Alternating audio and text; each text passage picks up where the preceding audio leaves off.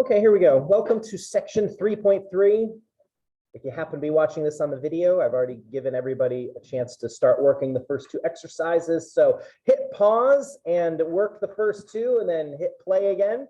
So for those of you in class, here we go. The first two are just quick warm-ups, just to give you the opportunity to ask any questions about solving systems of equations, because we are going to use this ability to solve in today's stuff that we talk about, our new stuff. So exercise 1, I asked you just to review the substitution method in order to solve this first system of equations. So I told you last time that substitution is a fine method to use, but it's best when you don't have to put too much effort into your numbers and fractions. What is the best variable to solve for in this first problem right here? The bottom what? The x, yeah, this x. This x right here is all by itself. So it's just one step to solve. Now, if you solved for something else, that's fine. You got some fractions, it'll all work out. Okay, so you don't get the problem wrong. It's just going to be a little extra effort. So what I'm going to do here is I'm going to subtract the 6y. And now what I've got is x is equal to negative 6y plus 26, or 26 minus 6y. You can have it in that order. Doesn't matter, either way. Lots of options. So now I'm going to take this x. This says the x value is equal to this junk right here. So I'm going to take this x and I'm going to plug it into the equation that's above it. The negative 5x plus 2y equals negative 2. So here goes. I've got negative 5 times my x value. My x value is going to be negative 6y plus 26. And then plus 2y, and then equals negative 2. That's the rest of that top equation. So I'm going to pause here just real quick. This is a great opportunity because that's probably the hardest step. If you struggle with anything, it's probably substituting in right there. Anybody got a question about where and what's going on? All right, I hope you're being honest with me. Let me know. So the rest of this is stuff we've been doing since day one. I'm going to distribute, and I get 30y, and then I get negative, I think that's 130. But you should always double check my arithmetic. It's sketchy sometimes. So 30y plus 2y, that's 32. Now I'm going to add that 130 that we've got right there. And what I end up with is 32y. I'm going to write that in the next column. I think it's still visible. The negative 130, the plus 130 cancel. And negative 2 plus 130 is 128. And when all is said and done, what's going to be my value of y? 4. Great. Y is 4. Now I'm going to take that y value of 4. I'm going to go back to the very beginning of the problem. You can pick any one of these equations over here. I'm going to use the one that's already been solved because that saves me a little bit of arithmetic when I'm doing the problem. So I'm going to put the y value of 4 in for y right here. So I've got x is equal to negative 6 times 4 plus 26.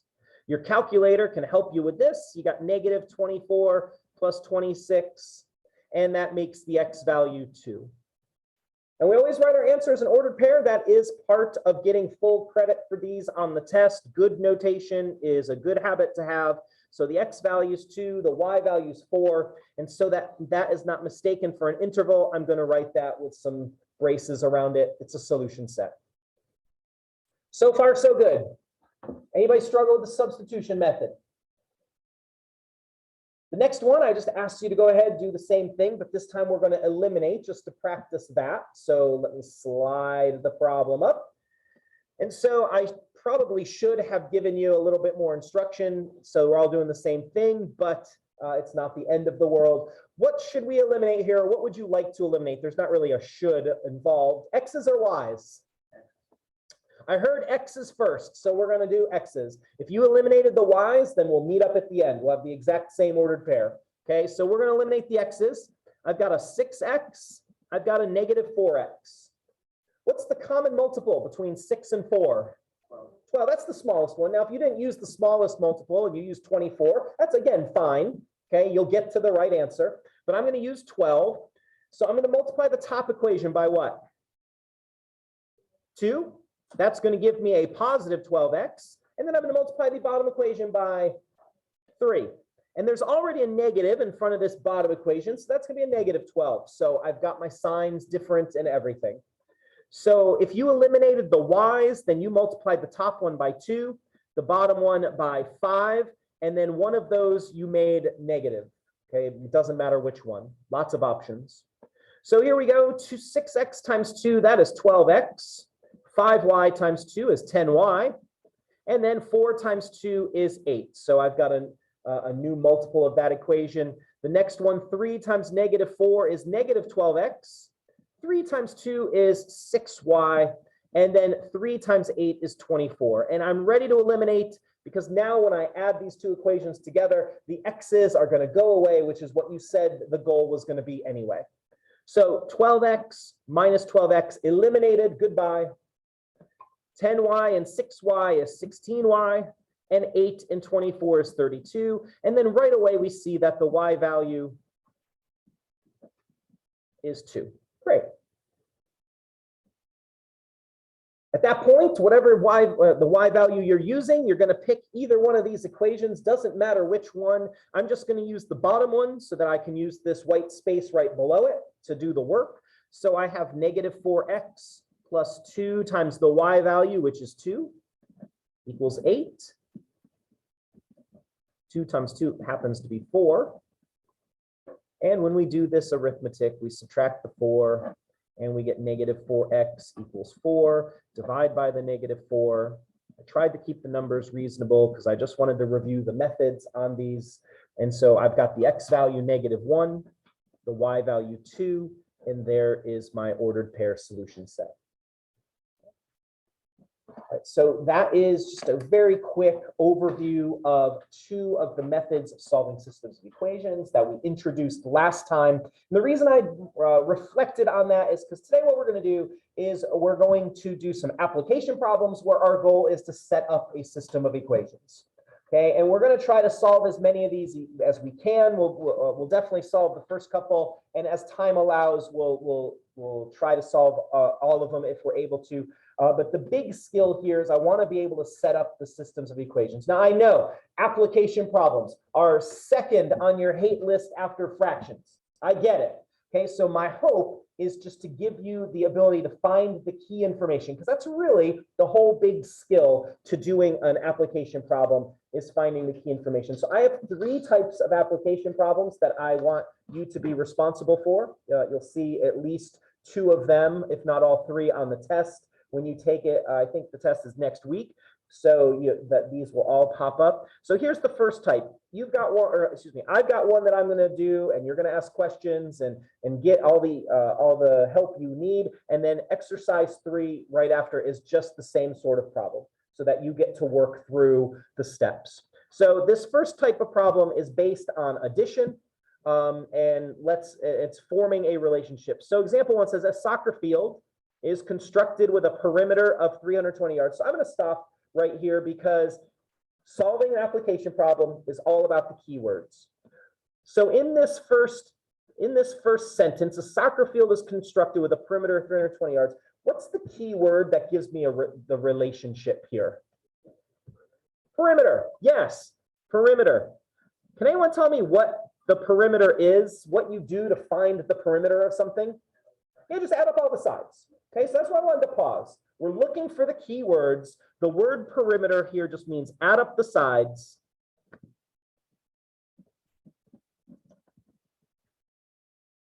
So that gives you a little bit of information for our problem.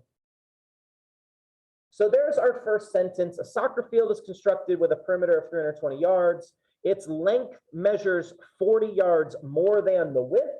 We'll talk about that sentence in a minute. So the question is, what are the dimensions of this field? Okay, great. Now, whether you need to do this or not, it doesn't matter, but I'm going to define the variables so that we have them. So I'm going to let the x be the length, and then y is the width. Or you could use W and L. The particular letters are not important, but I'm just defining them, what I'm using.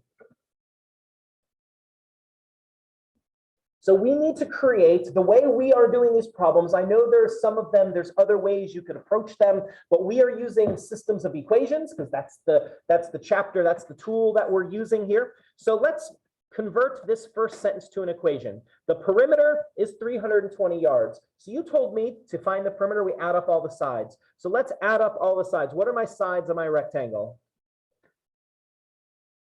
X plus y, okay, that's a width and a length. How many sides does a rectangle have? 4. So I need another x and another y, and that's going to equal 320.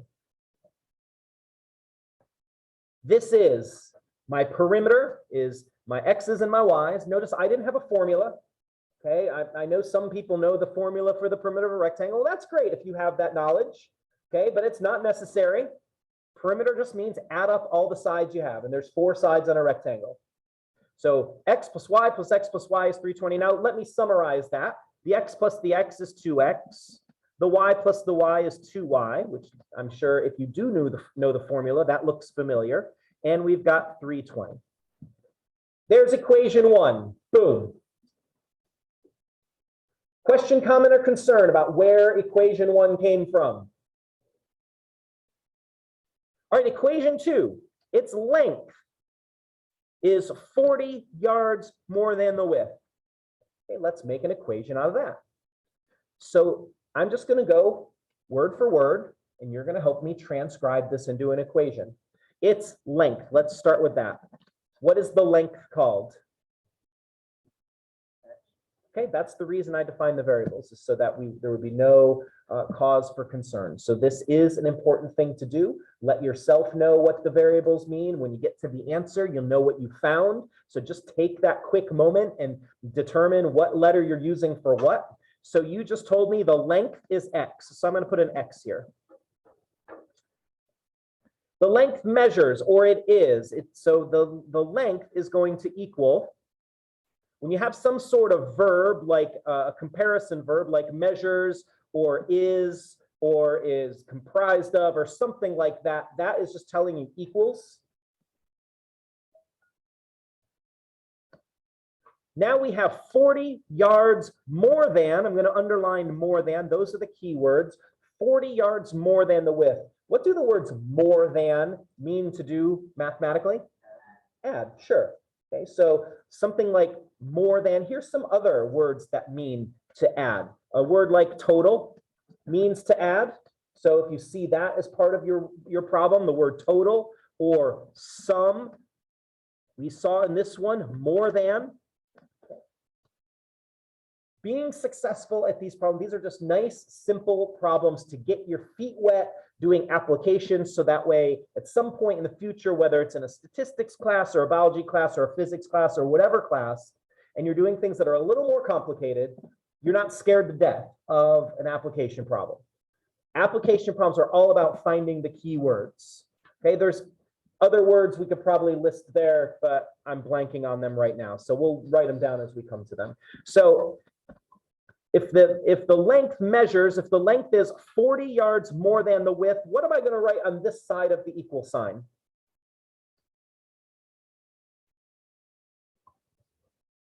I'm sorry?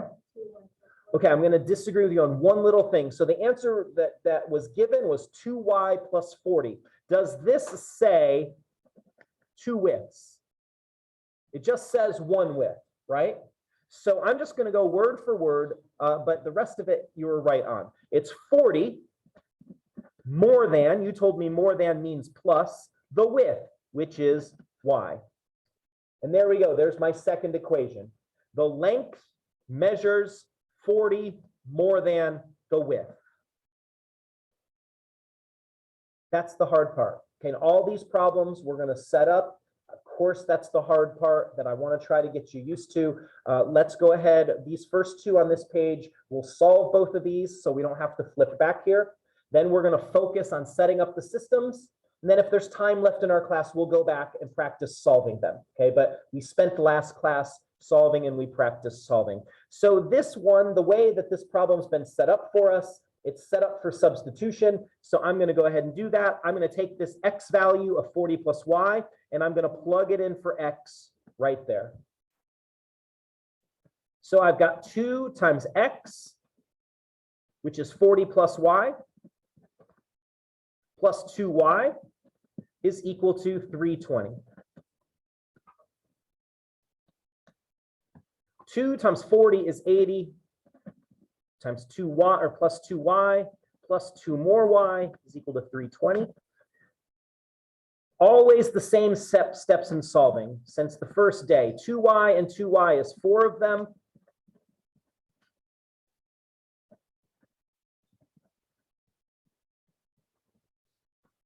I'm going to subtract the 80 from both sides. And I get 4y is equal to, that looks like it's going to be 240. And then divide by the 4. And I get y, and I know y is my width because I defined that at the very beginning.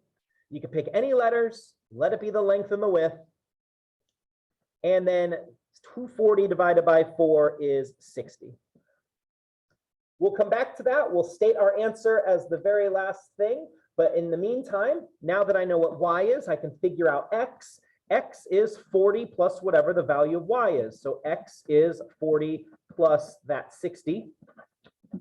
So x is 100. And the very last thing is to just go ahead and answer the question. The question is, what are the dimensions of this particular field? And so I'm going to go ahead and I'm going to write it down below here. Sorry, I just used up all my room. So I'm just going to write the dimensions are 60 yards by 100 yards. Answer your question. Put your units on. That's important stuff. In whatever class you're dealing with, if you're in an accounting class, you're dealing with money or whatever. So units are important. So the dimensions, it doesn't have to be, you don't have to write me a soliloquy here. You just got to write a quick, simple sentence answering the question. The dimensions are 60 yards by 100 yards. Done. All right, I know this is difficult stuff. I know we got to process and work through. That's why you have an example that's almost exactly the same thing so that you get to do all the writing and the figuring and sorting through any misconceptions you have. So here it is. I'm going to give you 3 or 4 minutes to make progress. If you need me, raise your hand. Let's talk. I will run to you. Maybe not too fast.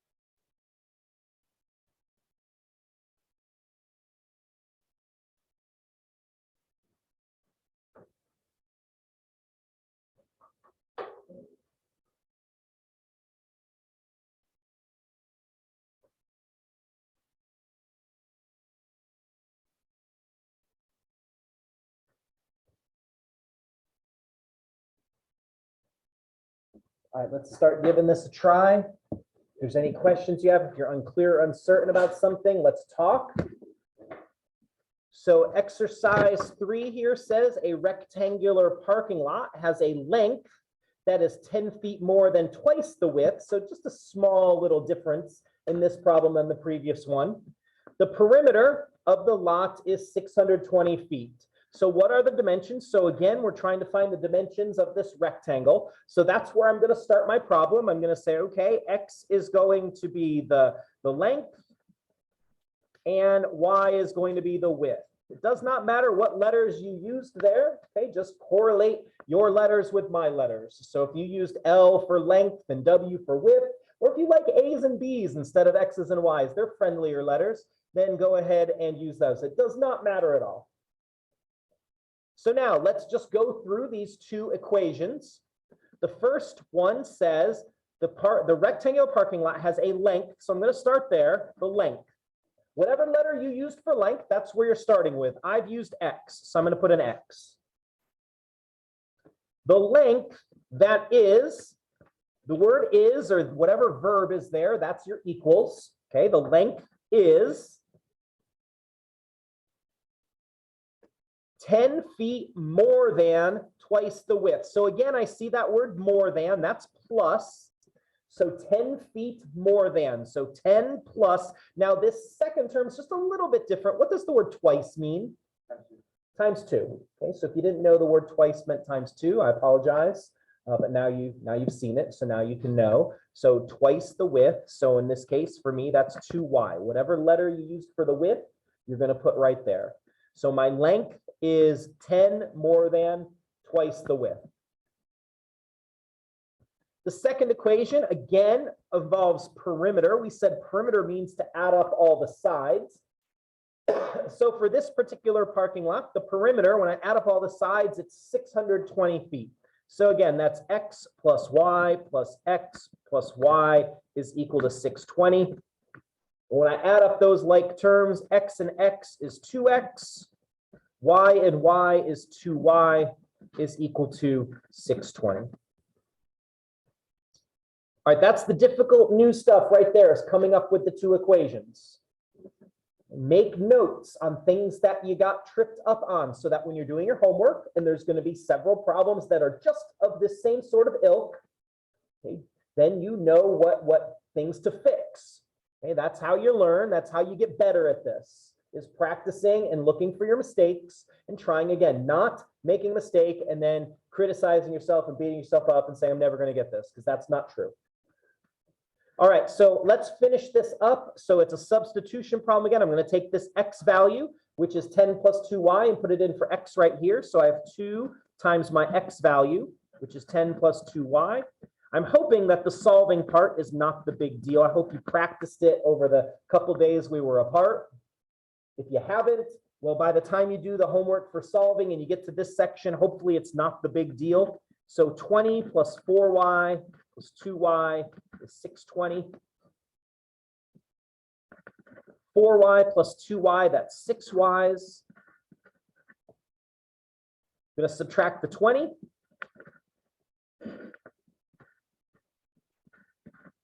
And then divide by 6. And you can see I'm not trying to torture you too much. I already know this is difficult. I'm trying to make the numbers work out nice and reasonably, okay, so that you're not freaking out about that. Okay, so one thing at a time, and the thing we're learning here is just how to get the information out of the problem. So my Y value is 100. I'm going to take that Y value now. I'm going to go back up to this equation at the top, and I'm going to figure out X. X is 10 plus 2 times 100. So that is 10 plus 200, or 210. Last thing, answer that question. The question are, what are the dimensions? And so again, the dimensions are 100 feet by 210 feet. Or you can say the length is 210 feet, the width is 100 feet. However you want to answer the question, that is fine. All right, so just for time's sake, we might not be solving the rest of the problems, but we're going to set them all up so that we get a good feel for how things are going. So here's the second style problem. Okay, the first style gives a relationship between two things like sides of a rectangle or sides of a triangle or something like that. This next one is based purely on adding things up. So here's my next problem. Example 2 says, for the 2012-2013 hockey season, I probably need to update my example. 2 hockey tickets and 1 basketball ticket cost $173.01, kind of an odd number, but it's so that things work out nicely. 1 hockey ticket and 2 basketball tickets cost that amount right there. So what was the cost of each? So we want to figure out what's the breakdown in costs. Okay, well, let's first define our variables. What letters do you want to use here for our variables? Not a trick question. Sure, fine. Okay, so we're going to let X be hockey tickets, and we'll let Y be basketball tickets.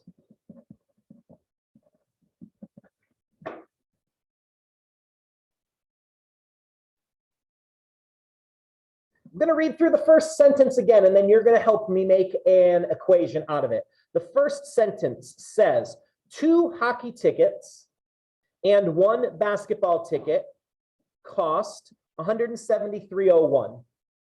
So help me out. What's that going to look like as an equation? Well said, with confidence. I love it. So let's just break that down. 2 hockey tickets, that's where the 2x comes from because I used X for hockey. And so I'm going to put a plus there. 1 basketball ticket, so that's going to be 1y, or just plain old y, is equal to, cost is the verb there. Remember, cost or is or measures is just giving you a relationship, and that's an equal sign. And so 173.01. So do me this favor. I'm going to give you 25 seconds. Read the second sentence again and transcribe that into your second equation, please.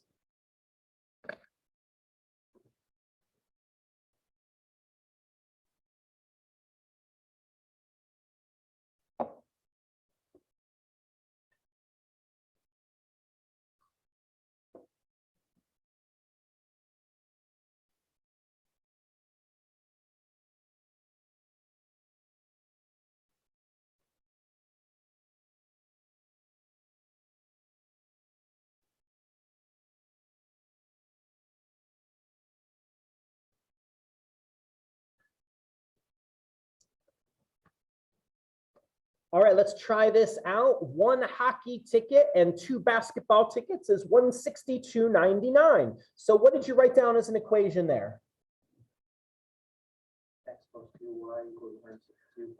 Okay, so I got 1 hockey ticket, so 1x, great job. And 2 basketball tickets, so plus 2y. Notice I know what x is and y is because I defined it. Don't try to remember that. That's putting too much stress on your brain to keep all that straight. Okay, that's why God gave us pens and pencils. And then on the other side, we've got 162.99. There's my 2 equations. Now, like I said, if time allows, we'll come back and solve these. Okay, but I would, if I were you, just use a quick elimination. I would multiply the bottom equation by -2 to eliminate my x's, and then you'd figure out what the 2 costs are. We'll come back and do that if time allows. But what I would like you to do is, if you have a question, I definitely want you to ask it. If not, I want you to go to exercise 4, and I want you to do the same thing. Set up the system of equations you're going to solve to figure out the cost of the tickets. Just so we're all doing the same thing, if you don't mind, let's let X be the general admission, and let's let Y be a child's ticket. That way we're all using the same letters.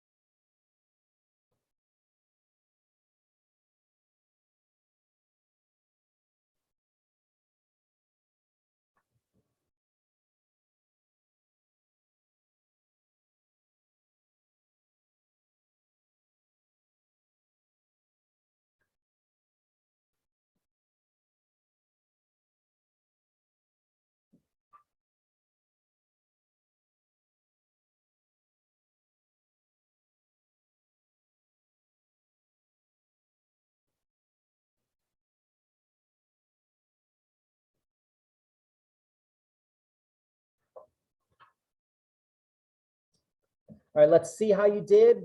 If there's anything you are not understanding why I'm putting a particular term, that is a great opportunity to ask a question. Okay, don't be shy about your questions. If you have a question, somebody else for sure has the same question. So the first sentence here says 2 general admission tickets and 3 children's tickets cost $239.95. So what's the equation for that?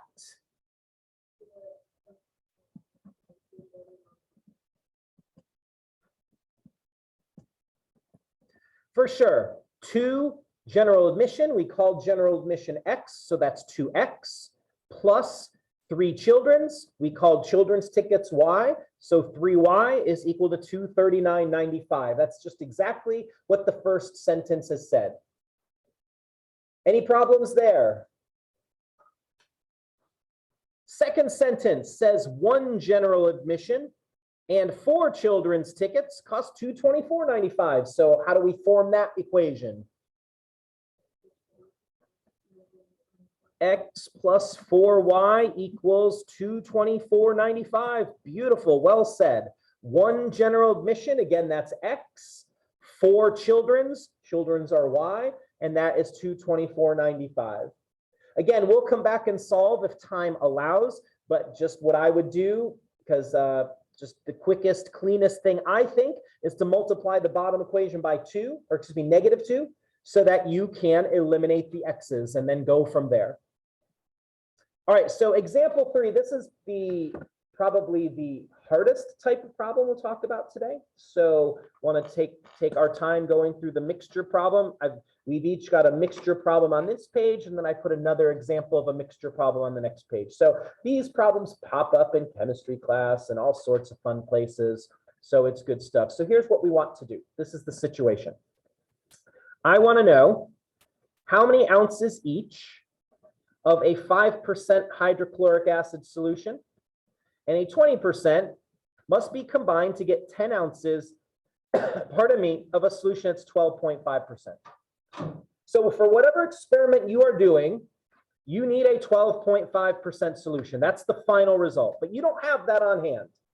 You've got a 5 and you've got a 25. So you need to mix these together. You need to either consider you're strengthening the 5% solution or you're weakening the 20%, however you want to look at this problem. So here is my recommendation, because I know mixture problems are difficult. If you review this through the book, okay, when the book gives you the help me do this, they're going to use a table, which is great. I have no problem with that. I'm just going to show you, I'm going to make a little drawing here of our mixture problem so that we can set up our equation. Okay, so here's what I've got. On one shelf, I've got a 5% solution. So what I'm going to do is I'm going to draw a box. This box represents my 5% solution. Okay, so 5%. Don't stick your thumb in it, it's going to burn. And then what I'm going to do is I'm going to add to that. Here's my box that represents, it should be the same size, but I am just not a good drawer. If you knew me better, you would know that.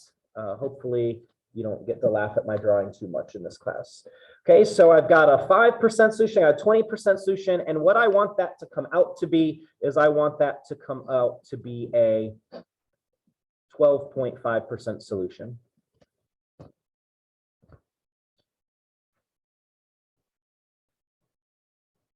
So anytime we got a mixture problem, whether it's percents like this or some of the problems are going to deal with money and interest rates, you'll put your percents there. When we flip to the back page, we're going to be dealing with costs, so we'll put our money there. Okay, whatever the amount is, whatever the descriptor is, I just put in the box. And so now what I'm going to do is I'm going to consider 2 things. Okay, there's 2 things happening in this problem. There's the total amount of fluid that I have, and then there's the total amount of acid that I have. That's how we're going to get our 2 equations. So let's do on the top. On the top, we're going to talk about our total volume. So just from the problem, again, this is a hard problem. I'm not trying to just fly through this. So if you honestly have any sort of question, let me know. Okay, I'm not trying to discount that this is a difficult thing to do. So from what the problem says, do we know how much 5% solution I'm adding to my beaker? No. So I'm going to call that X. I don't know. So far, so good? If I confuse you at all, let me know. Again, reading the problem, skim it as we're doing this. Does the problem tell me how much 20% I have to add? No. Is it going to be the same amount? No. So what should I call the 20%? There you go. Okay, they're different amounts, so different letters. When I combine these two things together, when I pour out however much 5% and when I pour out however much 20%, am I told how much total I want to have at the end? How much do I want to have at the end? Okay, I want to have 10 ounces. There's my first equation, by the way, right at the top. X plus Y is 10. We'll write that down in a minute. Is that too bad? Okay, that one I don't think is too bad. Now the next one comes from the amount of acid. Now I don't know if you know how acid works. Okay, I don't know if you've had your chemistry class, but acid is water and then a percentage of acid molecules. So in a 5% solution, you've got 95% water and 5% acid molecules. And in a 20% solution, 80% is water and the other 20% of the actual volume you've just put in is acid molecules. So what we're going to do down here at the bottom is we're going to do the acid volume. Because that's really what I'm concerned about.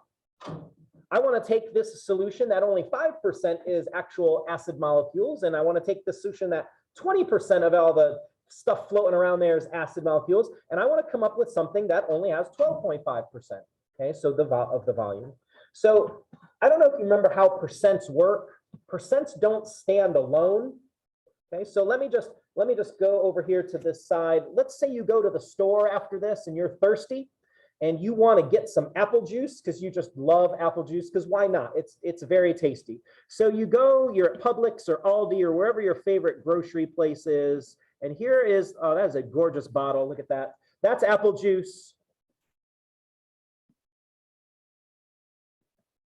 And let's say you're buying a liter of it. You're buying let's say 1,000 milliliters.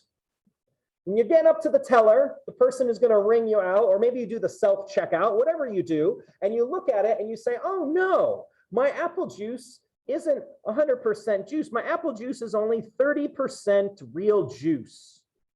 And the label is going to go off on the side like that. Okay. So when you pay for your apple juice, how do I calculate how much actual juice I'm buying? How much juice molecules is in this bottle that I'm buying? How do I figure this out?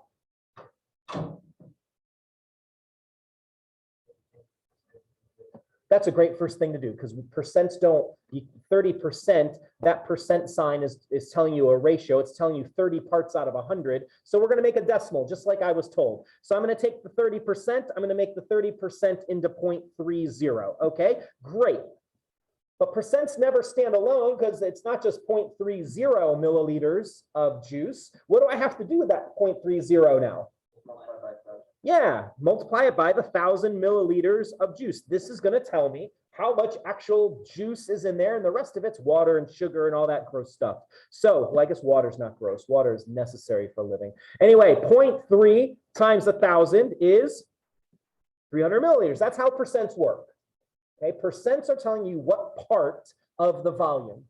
And so I just wanted to do a quick example with some nice round numbers so that you would remember, and the neurons in your brains hopefully just fired. And you're like, oh, I remember percents. They're fantastic. So here we go. If I'm adding X ounces of this first solution, and I know however many ounces that is, whether it's 5 ounces or 20 ounces or 100 ounces, however many ounces, 5% of it is actually acid molecules. So what is going to be my expression for the amount of acid I have just added into my mixture?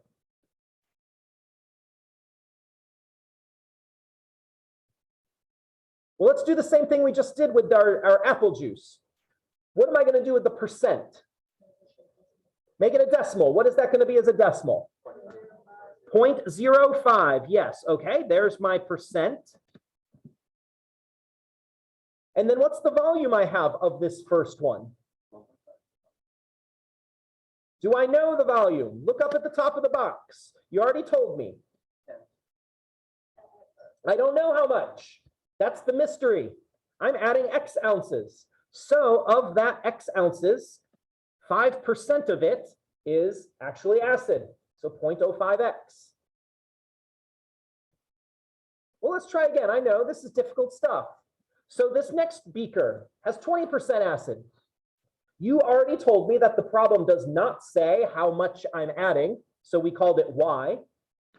So what's going to be the expression here for how much acid this one contributes to my final result? Okay, 0.2, I'm going to use 0.20 just so everybody knows how many places I moved the decimal, but you're right, it's just 0.2. So 0.20 Y. Percent times volume, percent times volume. Let's go to the other side. I know that I want to have 10 ounces of 12.5%. So how much acid is actually in the result? How do I calculate that?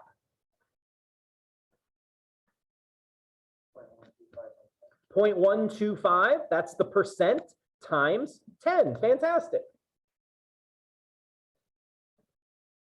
So there's my two equations. Let me rewrite them. Like I said, if there's time, we'll come back and solve them. I will give you one tip about solving this problem. Okay, I am going to put a mixture problem on the test. I guarantee it. Okay, I already made the test. It's there. So you have to know how to do this if you want those points. So the first equation is just the volume equation. It's X plus Y equals 10. Okay, however much of the first solution plus however much of the second solution equals a total of 10 ounces. The second equation is the acid equation. So that is 0.05X plus 0.20Y is equal to 10 times 0.125, which is 12.5. No, it's not. Sorry, everybody. I wish I had some white out here, but I don't, so I got to scribble. Oh, that's just terrible. You deserve better. 1.25, better, slightly. All right, before we move on and I have you do a mixture problem that's almost exactly like this, I just want to make one mention. When you go to solve this, you might not mind the decimals. That's fine. We tend to like decimals better than fractions. But if you don't want the decimal, what should I multiply each term here in order to get rid of the decimals? Yeah, 100, 2 decimal places. So I would multiply everything here by 100. So if you're going to go ahead and solve that, or when you do the one on the homework, there's like 2 or 3 of these on the homework, multiply here by 100. You'll have all whole numbers. Life will be a little easier. I'm going to slide up to the next problem. This is the next mixture problem, exercise 5. Okay, I'm going to give you 3 or 4 minutes to set this up. Do your best. If you need something, raise your hand. I will come to you.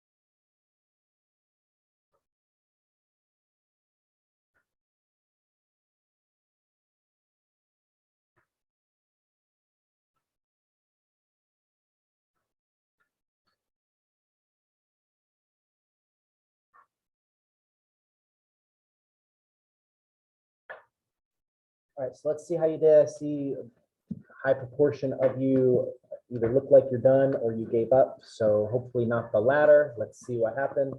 So it's the same sort of situation. You just got to work through the details because tactile learning helps you remember better. So you actually writing is a good thing. So how many liters each of 15% acid and 25% acid do I need to mix to get 30 liters of an 18%? Okay, so that's the situation. So I've just drawn the boxes. I'm told that I've got a 15% acid solution on hand. I've got a 25% acid solution on hand, and I want to end up with an 18%. So let's go through one thing at a time. So my volume. Does the problem say how much 15% I want to add? No, so what do I call that? Whatever your favorite letter is, mine's X, yes. Does the problem say how much 25%? No, so I'm going to use a different letter. I'm going to use Y. Whatever your favorite letters are, use them. Does the problem say how much I want to have at the end? 30, right? So 30 liters. So I'm just going to put an L there for liters. The next one is how much acid. Yes, we're doing acid again. So there we go. So here goes. If I'm adding X liters, however much volume that is, and 15% of that volume is acid molecules, what's the expression for how much acid I've just poured in the bowl? 0.15. There's my 15% of my volume, X. You told me I'm adding Y. We don't know how much, but whatever that volume is, 25% of the volume is acid from this one. So how much acid has this contributed to my final result? 0.25 Y. And then my result is 18% acid. I've got 30 liters. So how much acid do I have in the final result? Where'd you get the 5.4 from? Okay, 0.18 times 30. Yes, you just multiplied, and I appreciate that, and we'll do that in just a minute. So these are my total volumes. This is my volume of acid. Is volume times percent. Volume times percent. Volume times percent. So my two equations become this. The volume equation is X plus Y equals 30. I just read the tops of the boxes. X plus Y equals 30. Oops, you can't see the 30. There it is. And then the acid equation is 0.15X plus 0.25Y is equal to, and yes, as was already told to me, 0.18 times 30 is 5.4. When you go to solve this and work out what the value of X and Y, how much of each of those are you putting in? If you want to have whole numbers here, what do you need to multiply every term by? 100 again. I know this last one only has one decimal place, but you have to multiply by the same thing. So we have to multiply everything by 100. Okay, and that's going to give you 15X and 25Y and 540. Then you've got all whole numbers and you're ready to sail to the finish line. All right, flip to the page. Flip the page. I don't know what flip to the page means. There it is. So we each got one more mixture problem. I just wanted to give you a different look so that you get a little more experience, but it's the same process, same sort of thing. Example 4. Example 4 says you're a grocer and you have you have $4 per pound coffee and you have $8 per pound coffee. And you want to mix it to make 50 pounds of a coffee, that's going to be $5.60. So if you go to Starbucks and you like all the different blends, this is what they do. They combine some expensive, some cheaper to fill out the volume so that you get what you like. Okay, so this would have, if you owned a business, you might possibly do something like this to figure out how to make something that's going to be a better cost for the customer, but also a decent quality. So how many pounds of each should this grocer use? So again, same thing. Let's draw our boxes. It's another mixture problem. So I've got my $4 per pound coffee. I've got my $8 per pound coffee. And I want my result to be $5.60 per pound. Still a mixture problem, just this time instead of percents, we're dealing with money. Okay, so maybe you'll like this better. Maybe this will make it a little clearer, or maybe you won't like this better. Who knows? Okay, so we're going to do the same thing. We're going to do the total volume again. So same question as before. Does the problem say how much of the $4 blend we want to put in? Nope, so we'll call that X. Does the problem say how much of the $8 blend we want to put in? No, we'll call that Y. Are we told how much of the results that I want to have? I want to have 50 pounds. So 50, and for whatever weird reason, the abbreviation for pounds is LBS. So there we go. Now, the slight difference to this one than the mixture problem or the acid problem is this time we don't have a percent, we have a cost. So down at the bottom, we're going to talk about the total cost that each of these coffees contributes. So let's start with the result because there's numbers there and we can see how that works. So I'm going to go over here.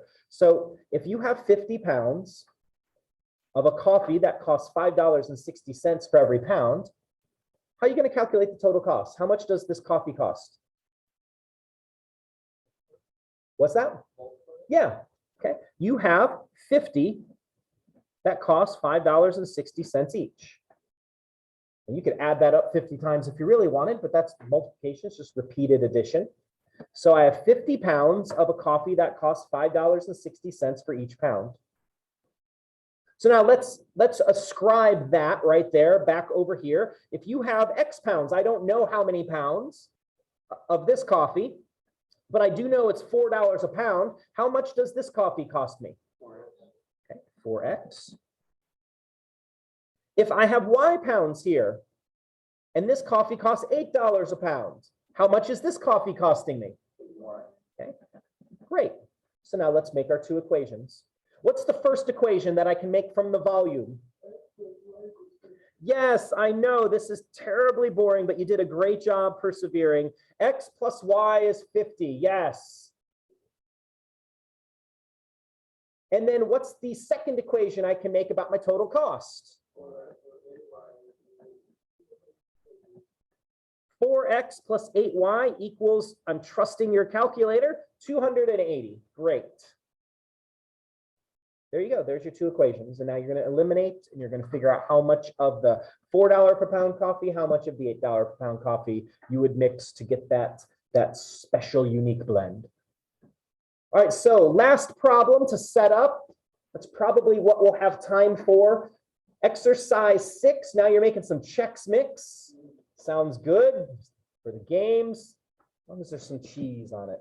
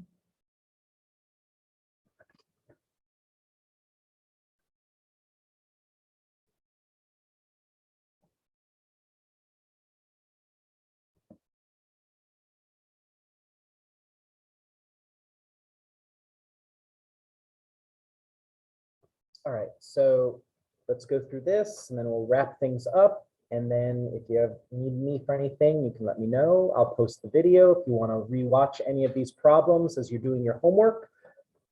It's pretty easy to fast forward around YouTube, which is where the videos are hosted. So here we go. Party mix is made by adding nuts that sell for $2.50 per pound to a cereal mixture that sells for $1 per pound. And we want to know how much of each should be added for 30 pounds of a mix that we would sell for $1.70 a pound. Okay, so again, going through this, we're going to go through our total volume. So I'm not told how much 250, so I'm hoping you called that X or some other suitable letter. We're not told how much of the dollar per pound, so let's call that Y or whatever letter. And we are told how much. What's my total result that I want to have? 30. So there's my first equation right there.